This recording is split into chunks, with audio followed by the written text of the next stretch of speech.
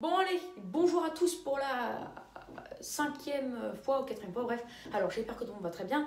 Donc on se retrouve pour une actualisation des prévisions saisonnières pour le printemps. Alors bien sûr du coup c'est pour la suite du printemps pour avril et mai. Mais petite parenthèse, on va aussi parler du prébilan pour mars. Alors sachez que on est arrivé dans un point où c'est très compliqué car tout va dépendre de ces 3 derniers jours, l'anomalie thermique des températures minimales comme maximales. Car si il fait trop chaud l'après-midi, on aura un excédent. S'il fait tout juste, on n'aura pas d'excédent, pas de déficit. Et s'il fait assez froid, enfin plus frais que prévu, on aura un déficit.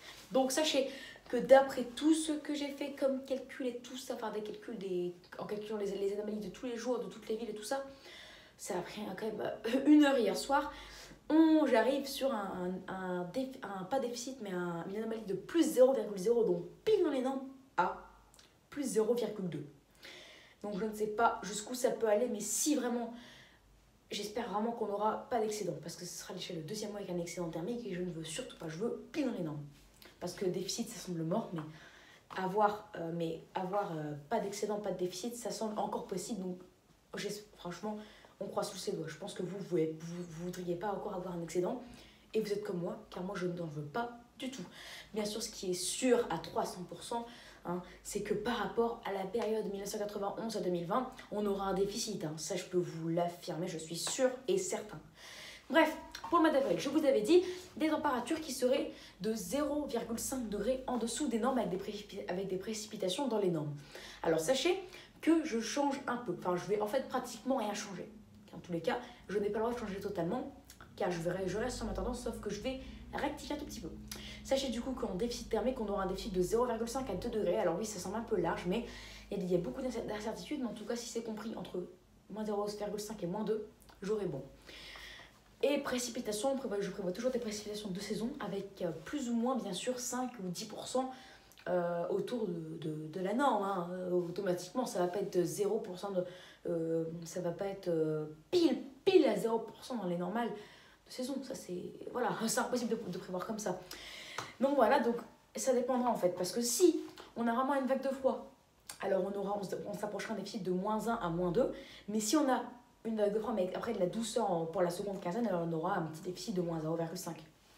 Après, je préfère pas dire moins 3, moins 4, car c'est vrai que s'il y a une vague de froid, plus encore d'après météo.org, la fraîcheur pour du 20 au 30 avril, alors oui, on aura un déficit de moins 2 à moins 4, mais je préfère pas dire ça, car météo.org, en fait, c'est pas sûr. En fait, je pense qu'on aura plus un froid qui devrait s'éterniser du 25 pour toute la fin avril jusqu'au 10-15 mai, quoi, je pense. Et donc, du coup, mai présenterait du coup un léger déficit aussi. Et ça deviendrait quand même exceptionnellement froid, ces anomalies par rapport aux autres années, quoi. Et ce serait la joie. Oh, ce serait la joie et la bonne humeur, là, tout à fait. Bref, donc au mois d'avril, du coup, un déficit qui sera entre moins 0,5 et moins 2. Je mise sur un déficit jusqu'à moins 2, car c'est probable à cause de cette possible vague de froid. D'ailleurs, je vous invite à aller regarder la vidéo. Après, rien n'est sûr. D'ailleurs, je vous invite à aller regarder, comme je vous dis, la vidéo pour beaucoup plus de précision, car là, quand je dis ça, c'est trop vague. Donc, voilà pour le mois d'avril. Pour votre mois de mai, comme d'habitude, je reste sur ce que je dis. Je prévois un mois de mai avec un déficit de moins 1 à moins 1,5, ou moins 0,5 à moins 1. Non, moi, j'avais dit moins 1,5. Non, moins 1, moins 1,5. Vous pouvez d'ailleurs aller regarder la vidéo que j'ai faite, et même toutes les prévisions saisonnières que j'ai faites il y a un mois. Avec des précipitations excédentaires. Et d'ailleurs, c'est ce que prévoit maintenant météo.org avec du 1 au 10, voire 1 au 15 mai, un temps frais et humide. Donc c'est exactement ce que je prévois, en tout cas pour l'instant. Voilà, donc au final, le printemps 2021 pourrait présenter un déficit de moins 0,5 degrés. En tout cas, mars, il sera dans les normes, pile dans les normes même. Avril, on va dire moins 0,5 à moins 1, mais mai, moins 1 à 1,5. Donc le printemps total présentera un déficit de moins 0,5 même à moins 1 degré, avec des précipitations dans les normes, parce que mars, sous les normales, de moins 20 à moins 30%. D'ailleurs, je ferai un bilan complet sur les précipitations et tout ça, et je dirai si j'ai bon, car j'avais prévu des précipitations de moins 20 à moins 30%, et là, c'est exactement ce qu'on peut voir, on prévoit un déficit de moins 25%. Donc là, en tout cas, des précipitations, normalement, j'aurai 100% de fiabilité, et je suis assez fière de moi, je vous l'avoue. Mais en tout cas, avec un mois d'avril qui serait plutôt de saison, même légèrement excédentaire en termes de précipitations, de plus 5% mais bon, cette saison, et mai qui serait excédentaire en termes de précipitations, on se dirige vers des précipitations pour le printemps à peu près de saison, ou au minimum moins 10%, quoi, mais de saison. Et je vous rappelle que quand je dis de saison, en plus c'est sur tout le printemps, je parle de plus ou moins 10%, quoi. Et température, par contre, je veux envie d'être un peu plus précis, donc je parle de plus ou moins 0,3 degrés.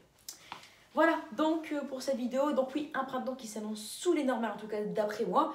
En tout cas pour mars,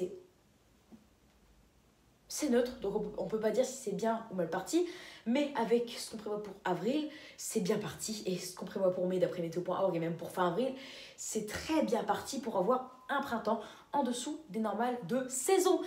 Voilà du coup les amis pour cette vidéo, donc pour ces prévisions saisonnières pour le printemps 2021, donc j'espère que ça vous aura plu.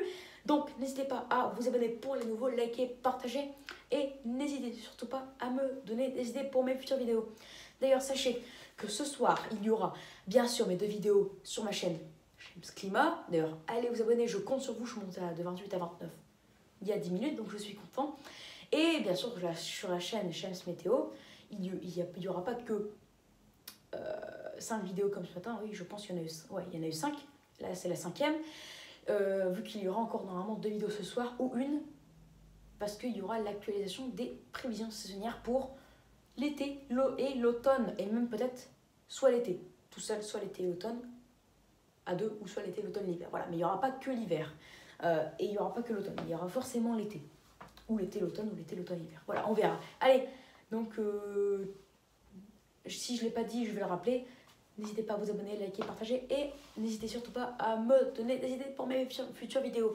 D'ailleurs, partagez s'il vous plaît avec beaucoup de passionnés de météo, car je trouve qu'on n'a pas une assez grande communauté auquel elle a du mal à augmenter, car je pense qu'il y a, vu que mes vidéos sont un petit peu moins regardées, on est dans une saison moins intéressante, c'est pour ça. Donc partagez un max, comme ça la communauté s'agrandit, s'il vous plaît.